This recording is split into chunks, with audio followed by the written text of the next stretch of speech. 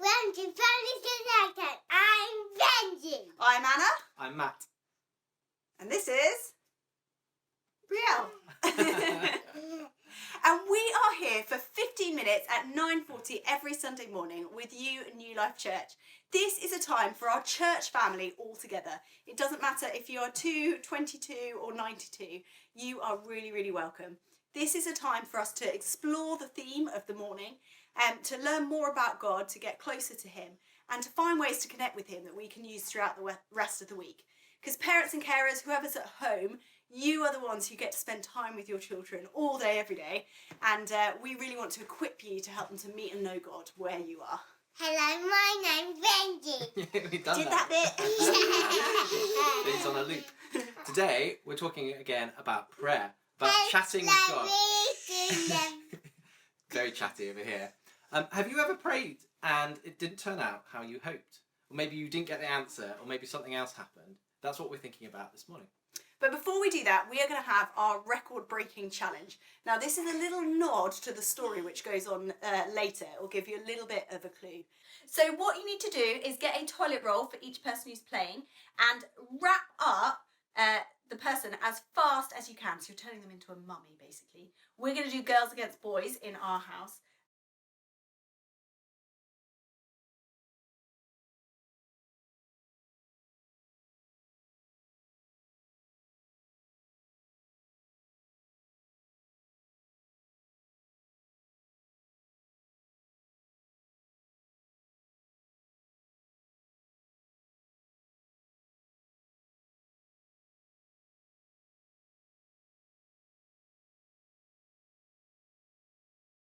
Oh.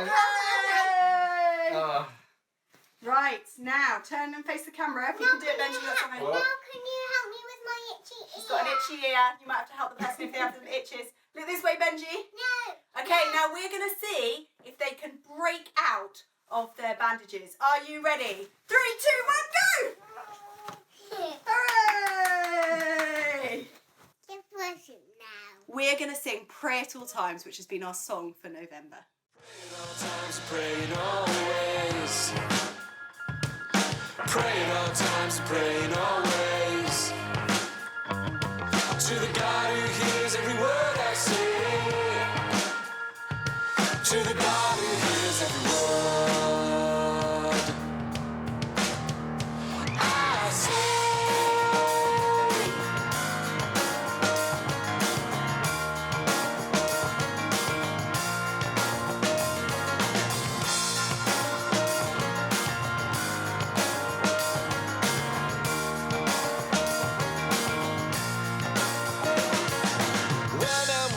Down the street, haven't got no friends to meet.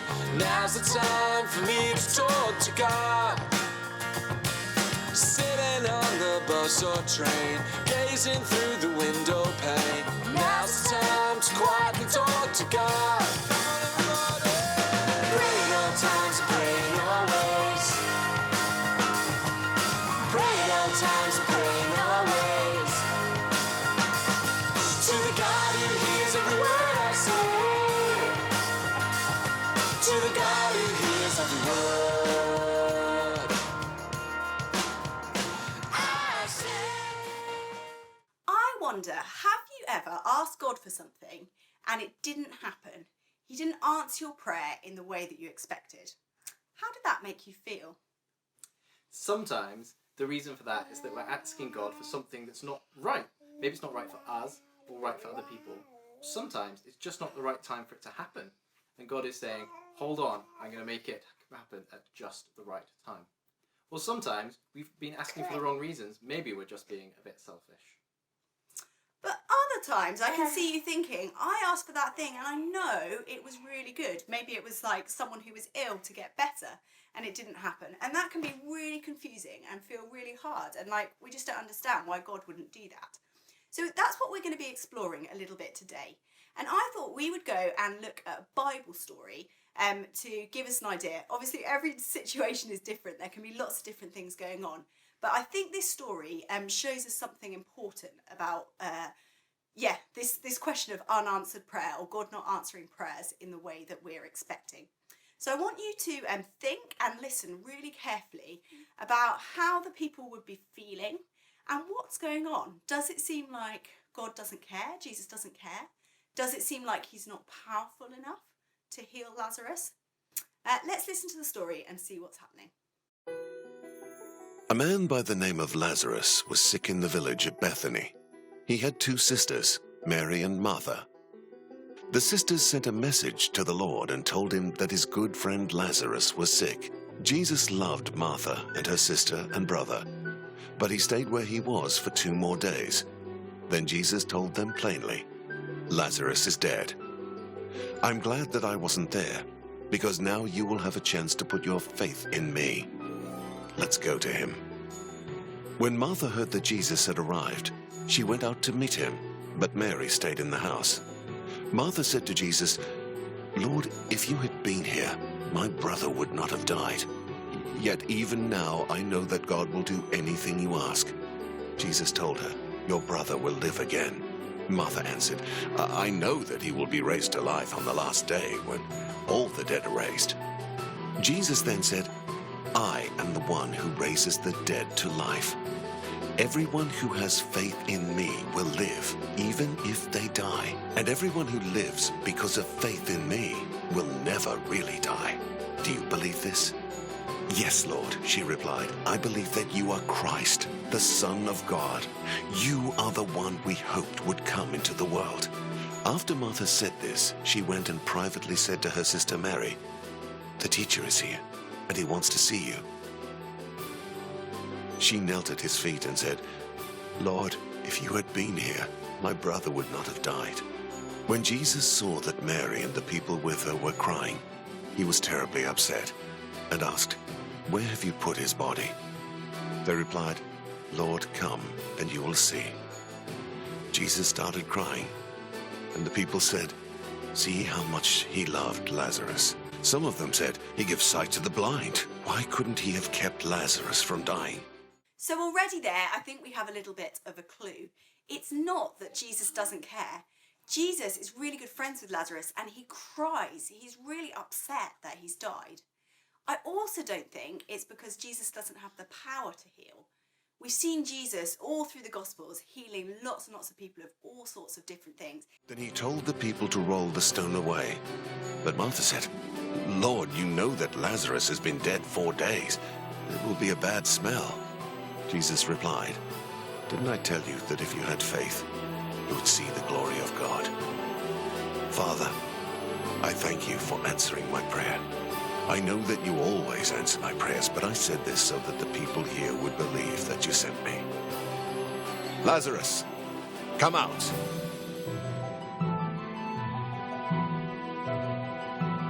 Untie him and let him go. So God does care and he does have the power to answer our prayers. But sometimes he's got a better plan and a bigger plan. Thought it was really interesting what Jesus said in that story. He said, because this has happened, you're going to see my glory. You're going to understand a bit more of who God is and what he can do. And that's what happened there. This reminded me of a story of Amy Carmichael. This is a picture of her. And she's a child. She had blue eyes like me, and she desperately wanted to have brown eyes like Benji. And she prayed to God that she would have brown eyes. And he didn't answer her. She didn't get to have brown eyes. It wasn't until many years later, when she was a missionary in India, that she reflected back on this, that if she'd had blue eyes, she really would have stood out. She wouldn't have been able to blend in and relate to the people that she was serving as well. God knew that it was important that she had brown eyes. So I just wanted to remind you to keep chatting to God about anything, anytime, anywhere. You don't have to filter and censor what you say to God and say, oh, I can only pray certain prayers. He wants to heal all of it. We can tell God when we feel frustrated, when we feel disappointed, when we feel lonely, when we want something, when we're confused. He wants to know all of that. He can take it, and it's okay to tell him. So do share those things. Chat to him anytime, anywhere, about anything. Now, when you're talking with God, remember to make time to catch from him as well. because it might well be that he's got some things he wants to show us, to send to us. He wants to change our mind, and maybe share reasons why he hasn't answered our prayers. So if you ask him, you have to get ready to catch from him. You threw it, Benji? Here we go, ball boy. Oi! Nice one. So always be ready. It could come from any direction, anywhere. So you do have to be ready. Remember, God can speak to us in lots of different ways. It can be Bible verses. It could be a song pops into your head. He can talk to us through other people or our feelings. Pictures might appear in your mind, or words might suddenly get stuck in your brain. Little thoughts and ideas like that can be from the Holy Spirit. So let's take a little bit of time and space to connect with God about that now. To chat and catch about this whole issue of praying and when it feels like it's not answered. Because it's a biggie and it's a really important thing to get your head round and be able to chat to God about. So get comfy. I'd love you to close your eyes, not because there's anything special or magical about that. It will just stop you getting distracted. Lie down. If you like to write or draw, grab a pen and paper. But feel free to just come however you are. And we're going to have some time with our Father God. Or someone in our house is getting a blanket to snuggle up with. So feel free to do that if you'd like to. I'm going to give you some ideas and some things to chat to God about and to catch from him. And these are just for you to talk to God. You can do it in your head. You can whisper into your hands. You can write it down. Whatever works for you. So first of all, I would like you to tell God about a time where you prayed for something and it didn't happen, or it didn't happen in the way that you wanted. Some of you might have something from just yesterday or today. Some of you might have to think back a lot further.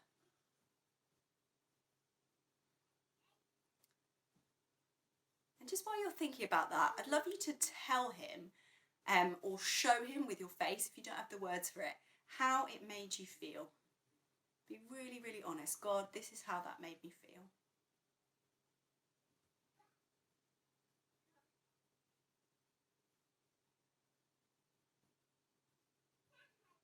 You don't have to filter it. You don't have to think what you should say or what ought to happen. Just be honest. God, this is what it was really, really like. Or this is what it is like if it's something that's still going on. So those are our chatting to him. We're going to do some catching now, some receiving, some listening to God. I'd love you to ask him, is it something that you need to be patient and wait for? Or is it something where he wants to change what you're asking for? Maybe, actually, I don't want to put any words in your mind. Let's just leave it there. So ask God. Think to that unanswered prayer or that thing that hasn't happened and ask God, God, is that something I need to be patient and wait for? Or do you want to change what I'm praying for? Just wait. See if a thought, a word, a picture, a Bible verse, an idea comes into your mind.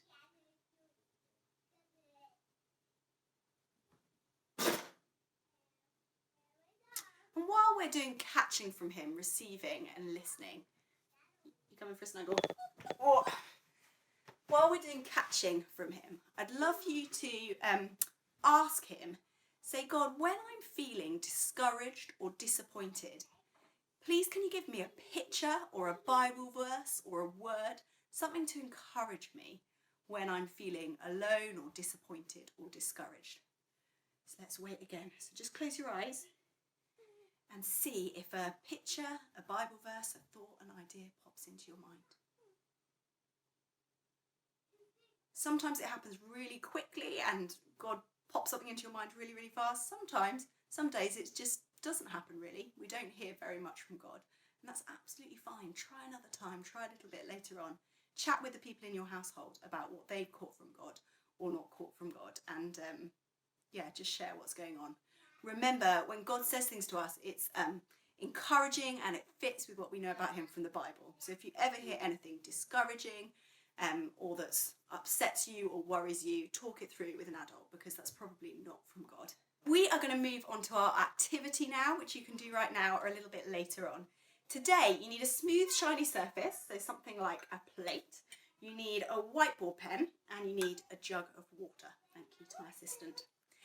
What you need to do is draw a man onto the plate or the shiny surface with your whiteboard pen. Please, please, please, please check it's a whiteboard pen, not a permanent marker. We don't want any ruined plates or furniture or anything with this. And then, and from doing this a few times, I can tell you it works better if you do quite a chunky stick man or design, whatever you're drawing, make sure it's quite thick. And then very slowly and gently pour some water onto it. And you should be able to lift the image off the shiny surface and make it move around. So it's a bit like Lazarus, who was still and dead, coming back to life. And you can just kind of enjoy that and celebrate it. It's a really fun activity to do, so draw some different designs and play around with it. Hey YouTube, thanks so much for checking us out today. Here are 3 ways you can take a next step with us. 1. Find out more about who Jesus is. 2. Connecting with our community online. And 3. Help continue our mission by supporting us through giving. All you need to do is click on the link in the description. We hope you're enjoying all our content, and if you want more, hit that subscribe button.